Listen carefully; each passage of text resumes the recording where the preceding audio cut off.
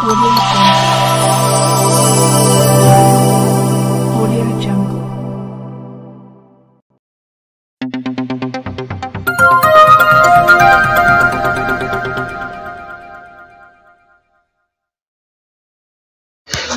वालेकुम, आदाब, नमस्कार, सत श्री अकाल, जय भीम। दोस्तों, मैं सादिक शाह बडरा मंडल न्यूज चैनल के लिए आइए आज की खबर में आपका स्वागत है। अचलपुर उस्मानिया ग्राउंड पर बच्चू कडू और मुस्लिम धर्म गुरुओं की जाहिर सभा संपन्न। मुस्लिम समुदाय को सुविधा मिले और विविध मांगों की शर्त पर बच्चू कडू को समर्थन। दिनांक 17 नवंबर 2024 को अचलपुर शहर के उस्मानिया ग्राउंड में अचलपुर मतदार संघ के अधिकृत उम्मीदवार बच्चू कडू की और उलमाओं की जाहिर सभा का आयोजन किया गया था। मुस्लिम समुदाय के हक में 11 शर्तों पर बच्चू कडू ने कंडीशन के तहत विधानसभा चुनाव में विजयी होने के बाद सभी सुविधा देने की बात सभी लोगों के सामने कही। जाहिर सभा में बच्चू कडू को मिला नागरिकों का भारी समर्थन व प्रतिसाद। जाहिर सभा के आयोजन को सफल बनाने के लिए प्रहार पक्ष के समर्थक, कार्यकर्ता, पदाधिकारी हाजी मोहम्मद रफीक सेठ, एडवोकेट आबिद हुसैन, मोहम्मद साजिद फुलारी, अकील अहमद कुरैशी, आरिफ भाई, शेख करीम, मुजफ्फर हुसैन चांदूर बाजार, बिस्मिल्लाह खान, राजिक भाई, बाबा भाई, इब्बू भाई, साजिद भाई बकरी बेकरी वाले, जब्बार खान, मुमताज खान, यूसुफ भाई मोमिनपुरा, बाबा भाई, अमन ग्रुप अचलपुर। बच्चू कडू की जाहिर सभा को नागरिकों का भारी समर्थन मिला। इस आयोजन को सफल बनाने के लिए प्रहार जनशक्ति पक्ष के पदाधिकारी, कार्यकर्ता व ज्येष्ठ नागरिक बड़ी संख्या में उपस्थित थे। अचलपुर पुलिस प्रशासन का सभा के दौरान कड़ा बंदोबस्त लगाया गया था। बच्चू कडू ने सभी नागरिकों से ज्यादा मतदान करने का किया आह्वान।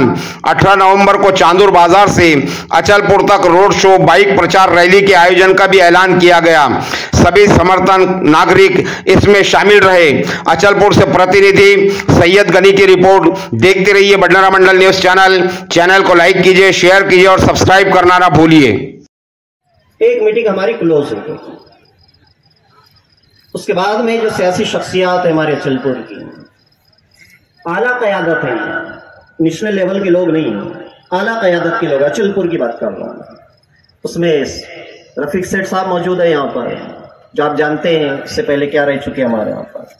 साजिद फुलारी साहब है, वो भी यहाँ मौजूद है। साजिद फुलारी साहब आज की कॉन्फ्रेंस की सरपरस्ती फरमा रहे हैं, उन्हीं के जरिए से ये काम हुआ है। और बाकी जितने लोग यहाँ पर मौजूद हैं वो सभी जानते हैं। महाराष्ट्र असेंबली के इलेक्शन का अनाउंस जब हुआ तो उसके बाद से कई जमातें, कई सियासी पार्टीज ग्राउंड पर मौजूद है। सियासी जो एक्टिविटीज है वो हमें देखने को मिलती है। इस असेंबली के इंतखाब हुए तकरीबन 288 सीट से और उम्मीदवारों की जो तादाद है लगभग 8,272 है जो पूरे महाराष्ट्र के अंदर, और उन्हें उसे एक्सेप्ट करना है। और अगर वो इसके अंदर कोई भी बात अगर हमारी नहीं मानते तो उन्हें हम रिजेक्ट कर दें, ये कंडीशन है। उसके बाद जामा मस्जिद के अंदर उन्हें बुलाया गया, इनवाइट किया गया। इन शॉर्ट में जो पॉइंट्स हमने पेश किए हैं वो मैं आपके सामने रख देता हूँ। पहले नंबर पे ये है कि हमारे शहर के अंदर लॉ एंड ऑर्डर की जो स्थिति है, ग्राउंड फ्लोर के ऊपर इम्प्लीमेंटेशन काफी सख्ती के साथ होना चाहिए, स्ट्रांग होना चाहिए। किसी भी किस्म का हमें राइट नहीं है, हिंदू मुस्लिम कोई राइट नहीं होना चाहिए। यहाँ तक कि कौम मुस्लिम के दरमियान में भी किसी किस्म का कोई टेंशन नहीं होना चाहिए, भाई भाई के दरमियान में भी किसी किस्म का झगड़ा नहीं होना चाहिए। ऐसा स्ट्रांग लॉ एंड ऑर्डर हमारे इलाके के अंदर होना चाहिए। उन्होंने इस बात को एक्सेप्ट किया। उसके बाद में सेकंड पॉइंट ये है, तहफ़्फ़ुज़ नामूस रिसालत के मामले में अगर माज़ल्लाह रब्बिल आलमीन हमारे नबी की शान में कोई गुस्ताखी करता है तो उसके ऊपर आपको आवाज़ उठानी होती है। और कोशिश ये करें कि अगर आपके अंदर ताकत है तो कोई बिल वगैरह पास कर ले, या किसी भी एतबार से हुज़ूर सल्लल्लाहु अलैहि वसल्लम के शान में गुस्ताखी ना हो, उस एतबार से आपको कार्रवाई करनी है। तो उन्होंने इस चीज़ को कबूल कर लिया। और यहाँ पर एक चीज़ मैं कहना चाहूँगा, हमने यही नहीं कहा उनसे, बल्कि हमने ये अच्छा, ये हिंदुस्तान की तारीख में पहली बार है सरजमीन अचलपुर से हम इस बात का ऐलान करते कि हमने यही नहीं कहा कि हिंदुस्तान के अंदर जितनी कम्युनिटीज़ हैं और उनके जितने लीडर्स हैं, जितने पेशवा हैं, उनके शान में भी किसी किस्म की कोई गुस्ताखी नहीं होनी चाहिए। हमारे नबी की हमने बात नहीं की है, बल्कि हिंदुस्तान के अंदर जितनी कम्युनिटीज रहती है उनके भी जो लीडर है, जो पेशवा है, उनकी भी शान में किसी किस्म की गुस्ताखी नहीं होनी चाहिए। और ये जो एजाज है अचलपुर की सरजमी से हमारे लिए, हमने ऐलान किया है इसका। नेक्स्ट पॉइंट हमने जो रखा है कि अचलपुर के अंदर जो हॉस्पिटल, गवर्नमेंट हॉस्पिटल है, बहुत सारे लोगों का ये कहना है कि वहाँ पे आईपीडी सेक्शन जो है वो ट्रांसफर कर दिया गया है, ओपीडी जो सेक्शन है वहाँ से चला गया है, इस तरीके की अफवाहें हैं। तो बहरहाल क्या हुआ क्या नहीं हुआ हमें उससे कोई लेना देना नहीं है। हमने जो डिमांड की कि वहाँ पे अदर फैसिलिटीज़ भी होनी चाहिए, दीगर सहूलियात भी वहाँ पर होनी चाहिए, तो कुछ चीज़ें हमने वहाँ पे रखी हैं कि वीकली विजिट कुछ स्पेशलिस्ट जो डॉक्टर्स होते हैं, जिसमें न्यूरोलॉजिस्ट है, दिमाग के डॉक्टर है, कार्डियोलॉजिस्ट है जो हार्ट स्पेशलिस्ट है, नेफ्रोलॉजिस्ट है जो किडनी के डॉक्टर्स होते हैं, अगर ये हफ्ते में एक मरतबा हमारे यहाँ अचलपुर आ जाते हैं तो हमारे यहाँ के जो पेशेंट हैं उन्हें नागपुर या अमरावती जाने की ज़रूरत नहीं पड़ेगी। हमने बच्चों से ये भी कहा कि कोई पेशेंट हमारे यहाँ से रिफ़र भी नहीं होना चाहिए। हमारे यहाँ ब्लड बैंक नहीं है, ब्लड भी हमें यहीं अवेलेबल होना चाहिए, हमें उसके लिए बाहर जाना नहीं चाहिए। उन्होंने इस बात को कबूल किया। और साथ ही साथ हमने ये भी कहा कि एक्सीडेंट के इंसान का कोई भरोसा नहीं रहता है, हादसा कब हो जाए कोई गारंटी नहीं रहती है। हमने कहा कि 24 घंटे ऑर्थोपेडिक डॉक्टर हमारे दवाखाने के अंदर अवेलेबल रहना चाहिए। उन्होंने इस बात को भी कबूल किया। चाइल्ड स्पेशलिस्ट, उसकी भी हमने डिमांड की कि 24 घंटे 24 आवर वहाँ पे वो अवेलेबल रहना चाहिए। उन्होंने इस बात को भी एक्सेप्ट किया है।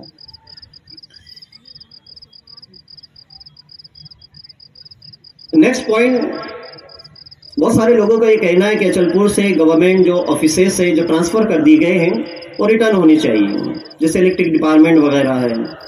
उसके अंदर हमने ये भी डाला था कि बस स्टैंड है, तो बस स्टैंड के मुतालिक उन्होंने कहा था कि आपके यहाँ का बस स्टैंड तो ऐसा कि वहाँ पे कोई आता ही नहीं है, कोई जाता ही नहीं है।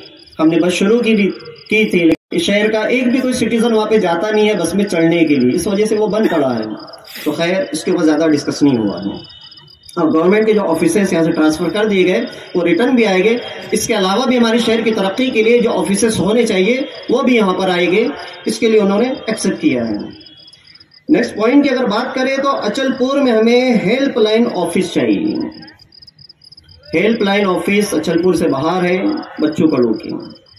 हमने ये जो हेल्पलाइन ऑफिस मांगा है मुस्लिम कम्युनिटी के लिए मांगा है, और उस ऑफिस के अंदर सुबह 10 बजे से लेकर 5 बजे तक ऑफिस के अंदर एक बंदा लोगों की कंप्लेंट सुनेगा, वही बैठेगा, उसका यही काम है। उन्होंने इस चीज़ को भी कबूल किया है। नेक्स्ट पॉइंट की अगर हम बात करें, एम्बुलेंस की हमने बात की कि गवर्नमेंट हॉस्पिटल के अंदर जितनी एम्बुलेंस है, आपकी पार्टी की जितनी एम्बुलेंस है, हमें उससे कोई लेना देना नहीं। सेपरेट एम्बुलेंस मुस्लिम कम्युनिटी के लिए चाहिए, सेपरेट जो हमारे लिए है। उन्होंने इस बात को भी कबूल किया है। नेक्स्ट पॉइंट ये है कि कब्रिस्तान के लिए हमने 2 गाड़ी की डिमांड रखी है। आजकल का माहौल आपको मालूम है, बहुत सारे लोग बाहर के भी हैं। हम हमारे अचलपुर शहर की अगर बात करें तो आजकल मैयत ले जाने का जो मामला है, किसी का इंतकाल हो जाता है तो लोग चावल मंडी तक तो रहते हैं, दूल्हा गेट आए तक आधे से पौन गायब हो जाते हैं। और जब हमारा दूल्हा गेट आता है तो घर के लोग मैयत को अपने कंधे पे ले जाके दरगाह तक ले जाते हैं। तकलीफ होती है ना, तो लोगों को तकलीफ ना हो इसलिए मैयत ले जाने के लिए हमने 2 गाड़ी की डिमांड रखी है। और हमारे अचलपुर के अंदर एक कब्रिस्तान नहीं है, हजीरे का कब्रिस्तान है, वहाँ ईदगाह के पास में कब्रिस्तान है। इसके अलावा भी एक कब्रिस्तान बेबा बाग है, नदी के उस पार है, बहुत सारे कब्रिस्तान है। तो 2 गाड़ी सफिशियंट है हमारे लिए, तो 2 गाड़ी की हमने मांग रखी है, इसे भी उन्होंने कबूल किया है। उसके बाद हमने आफ्टर 10 बहुत सारे कॉलेजेस की डिमांड की है कि मुस्लिम कम्युनिटी के लिए ITI college, nursing college, medical college, paramedical college भी यहाँ पर खुलने चाहिए, स्टार्ट होने चाहिए, ताकि मुस्लिम कम्युनिटी के बच्चे भी उसके अंदर पढ़ सकें और तरक्की कर सकें। साथ ही साथ हमने ये भी डिमांड रखी है अचलपुर और अमरावती सिटी के लिए कि गर्ल्स हॉस्टल और बॉयज़ हॉस्टल, मुस्लिम गर्ल्स हॉस्टल और मुस्लिम बॉयज़ हॉस्टल हमें अचलपुर के अंदर भी और अमरावती के अंदर भी अलग अलग चाहिए। उन्होंने इस बात को भी कबूल किया है। अब यहाँ पर ये जो मुद्दे मैं बयान कर रहा हूँ ये वोट देने की कंडीशन है कि आप हमारे काम करेंगे तो हम वोट देंगे, अनकंडीशनल नहीं।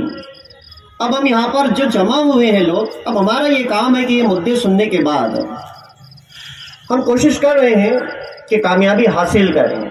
अब वो जीत जाते हैं तो जीत जाने के बाद में आपकी हमारी जिम्मेदारी बनती है, अगर वो कोई काम करने से मना करते हैं या लापरवाही बरतते हैं, तो आज जो हमारा ये ग्रुप है एक पॉलिटिकल प्रेशर ग्रुप है, हम सब जमा हो और उनके ऊपर प्रेशर बनाए कि जिन मुद्दों की बेस पे हमने आपको वोट किया था, अब आप वो काम हमारे करके दे। तो ये हमें करना है, खाली ये सभाएं भर के ऐलान करके मतलब नहीं है। इस चीज को भी याद रखने की आप कोशिश करें।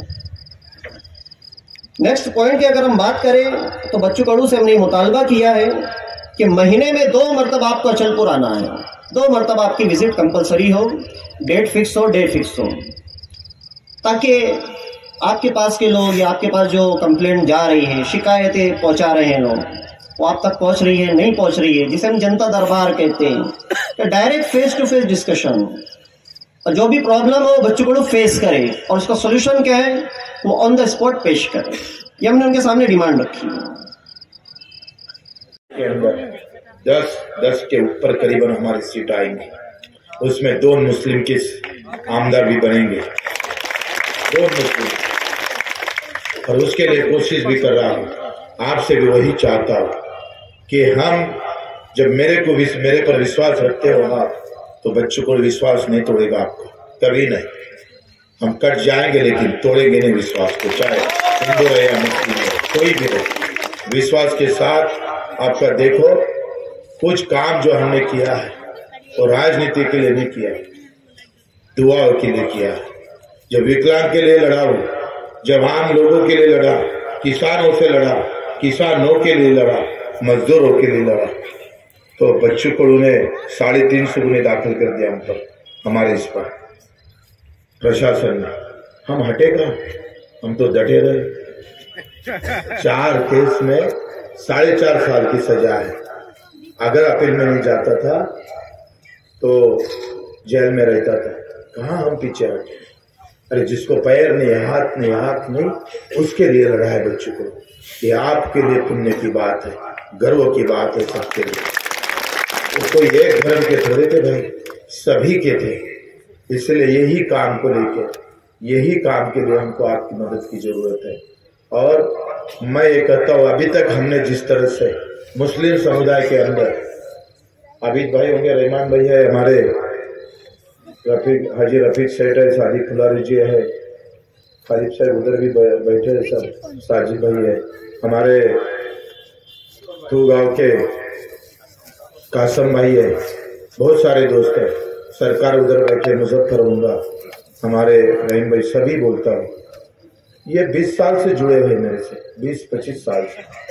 कभी पूछो उनको आप आए और हमने ना बोला? बिल्कुल नहीं। जो सही है उसके साथ बच्चों को बहुत ईमानदारी से, ताकत से खड़ा रहा है।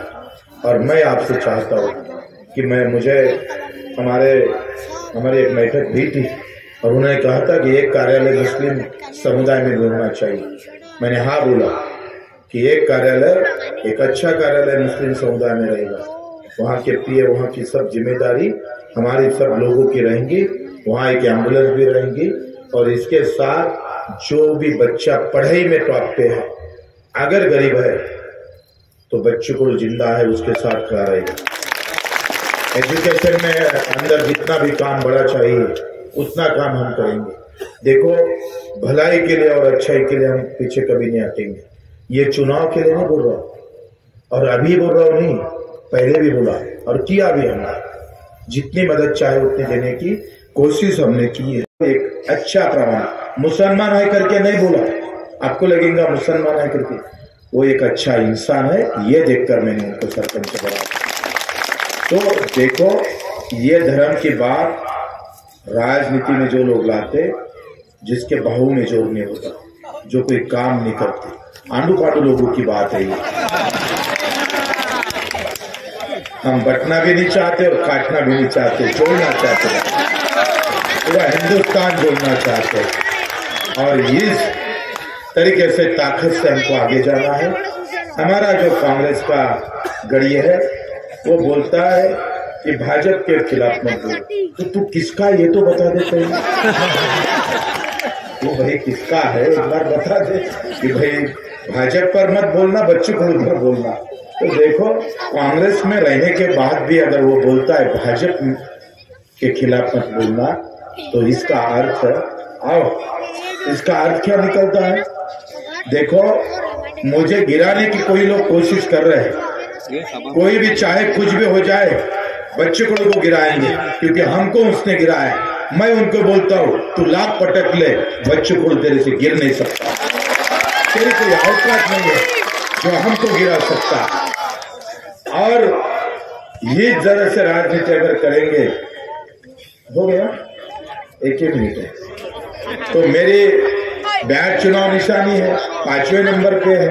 और ये तो इस सचिन तेंदुलकर की थोड़ी बैट है, ये किसान की बैट है, मजदूरों की बैट है। वो किसी का भला करना चाहते हैं, और उसी भलाई के साथ आप इतने ताकत से यहाँ जो जमा हुए जिन कार्यकर्ता ने मेहनत ली, उस सभी को मैं नतमस्तक होता हूँ, उनको आभार मानता हूँ, उनका धन्यवाद देता हूँ। और 2 दिन तो रहे हैं, बहुत मिलजुल कर, कहीं झगड़ा न हो, कहीं शांति से इस माहौल को आगे लेके जाएंगे। और मैं पूरे ताकत से कहता हूँ कम से कम 30 से 40 हजार वोटों से चुन के आएंगे, ताकि इस बार पूरा अनुच्छेद निकल जाएगा अपना, पूरा अनुच्छेद 8-10 हजार नहीं है अपना जो घड़ी है ना। मैं जो माहौल देख रहा हूँ बहुत अच्छा माहौल है। और कल की रैली है, 10 बजे से हम चांदू बाजार से निकलेंगे। धन्यवाद। समझता हूं कि हजरात उलमाए कराम और ये सियासी लीडरान इस बात की तायीद करेंगे कि 70 साल से लगभग हमारा सियासी शिराजा बिखरा हुआ, ना हमारे पास मजबूत सियासी कयादत है, ना मजबूत सियासी कयादत को कभी बनने दिया गया है। एक प्लानिंग के तहत, एक मंसूबा बंदी के तहत ये हुआ कि हमारी मेंटलिटी को, हमारी जहानत को गुलाम बना के रखा गया। हमें सियासी कलाबाजियों को न समझने का मौका दिया गया, न हमें सियासत में, हुकूमत में कोई भागीदारी दी गई है।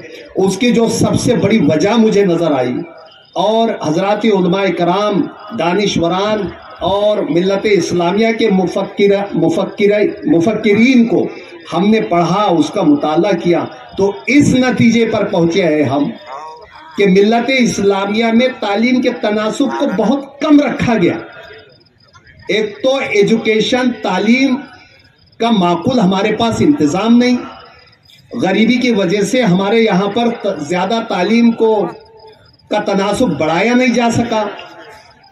तो उसका नतीजा ये हुआ कि मिल्लत इस्लामिया का एक बड़ा तबका आला सतही तालीम हासिल नहीं कर सका और तालीम से महरूम रहा। फिर जब तालीम से महरूम रहे हम, तो हमारा सियासी इस्तेहसाल हुआ। सियासी इस्तेहसाल ये हुआ कि हमारी सोच को गुलाम बना के रखा गया, हमारी सोच को कहीं से कंट्रोल किया गया और हम उसको समझ नहीं पाए। उसका नतीजा ये हुआ कि हमारे यहाँ पर सियासी और तालीमी अफरा तफरी रही। आली जनाब बच्चू कड़ू साहब, मुझे ऐसा लगता है कि वो पहुंच चुके हैं, वो स्टेज की तरफ आ रहे हैं। मैं आप हजरात से गुजारिश करता हूं कि आप इत्मीनान रखें, आप जहां बैठे हैं वहीं बैठे रहिए। बहुत सारे चेयर्स खाली हैं, बहुत सारे चेयर्स खाली हैं। आप वो इसीलिए है कि आज जो मिल्लत इस्लामिया का जो शिराजा बिखरा हुआ है, क्योंकि एक बात इसके अंदर हाफिज इमरान साहब ने यह भी कही है कि आज कुछ लोग गुस्ताखे रसूल और दीगर मामलात के सिलसिले में इलेक्शन को डाइवर्ट करना चाहते हैं। और मैं खुद जनाब बच्चू कड़ू साहब के साथ इस मामले को लेकर काफ़ी दिनों से हमारे रवाबित भी है और हम इस सिलसिले में उनसे बात भी करते हैं। और महाराष्ट्र के दीगर और कई लीडर हैं जिनसे हम इस सिलसिले में बात कर रहे हैं। उन्होंने मुझसे इस बात का यकीन दिलाया था कि अगर इस मर्तबा हमारे कुछ और नुमाइंदे चुन के आते हैं तो हम इंशाअल्लाह, मेरी ये बात है, मैं ये कह रहा हूँ कि इंशाअल्लाह उन्होंने इस बात का अहद लिया था कि हम असेंबली के अंदर, विधानसभा के अंदर हम कानून लाने की पूरी कोशिश करेंगे। और जिस तरह से फिर मैं हाफिज इमरान साहब की बात की तरफ आपको ले जाना चाहता हूँ हाफिज इमरान साहब ने ये भी कहा है कि शहर अचलपुर से इस बात को उठाया गया कि सिर्फ पैगंबर मोहम्मद बिल ही नहीं बल्कि उसके साथ साथ तमाम मजहबी पेशवाओं के लिए जो मजहबी रहनुमा हैं उनके लिए भी एक कानून लाया जाए कि कोई भी धर्म वाला, कोई भी मजहब वाला, किसी भी मजहब वाले को किसी की भी मजहब के साथ उनके जज्बात को मजरू ना करे, उनके जज्बात के साथ ठेस ना पहुंचाए। हमने ये बात भी उनके सामने रखी थी और हमने जो वेलफेयर के जो काम हैं जो मिल्लत इस्लामिया के लिए बहुत ज़रूरी है, हमने वो तमाम बातें इससे पहले, आज से 2-4 महीने पहले हमने उनके सामने और महाराष्ट्र के बहुत सारे लोगों के सामने हमने डिस्कस की है। और हम ये उम्मीद करते हैं कि फिर आप लोग इस मर्तबा आपके इस शहर से जनाब बच्चू कडू साहब को फिर से आप मुंतखब करेंगे। और मुंतखब करना इसलिए भी ज़रूरी है क्योंकि हम जब से पॉलिटिक्स में आए हैं, हम जब से सियासत को समझ रहे हैं और जब से हम अपने ज़िले की सियासत को जान रहे हैं, हम तब से देख रहे हैं कि कहीं पर भी जातिवाद, कहीं पर भी आपसी रंजिश का मामला हमने बच्चू कडू साहब की तरफ से नहीं देखा है। इसलिए हम ये समझते हैं कि एक सेकुलर लीडर, एक सेकुलर रहनुमा हमारे सामने है, तो क्यों ना हम लोग तमाम लोग मिलकर एक साथ होकर जनाब बच्चू कडू साहब को आगे बढ़ाकर उन्हें कामयाब बनाएं। आपके सामने उनकी निशानी भी है, आपके सामने वोटिंग का दिन भी है और हम ये उम्मीद भी करते हैं कि आप अपनी 100% वोटिंग भी करवाएंगे। बस आपके सामने ये चंद अल्फाज आप लोगों के सामने रखने थे क्योंकि मेरे बाद बहुत सारे लोग आपके सामने अपनी बात का इजहार भी फरमाएंगे और बहुत सारी